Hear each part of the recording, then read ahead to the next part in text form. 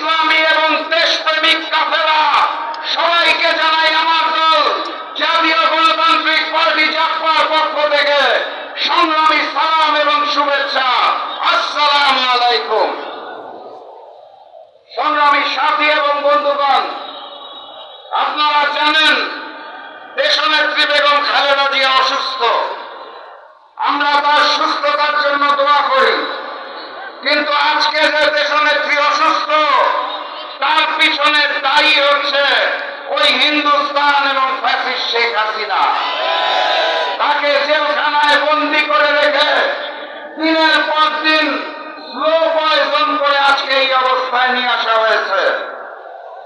আমি গতকাল দেখলাম ভারতের তিলকওয়ালী মুখ্যমন্ত্রী ফ্যাসিস্ট শেখ হাসিনাকে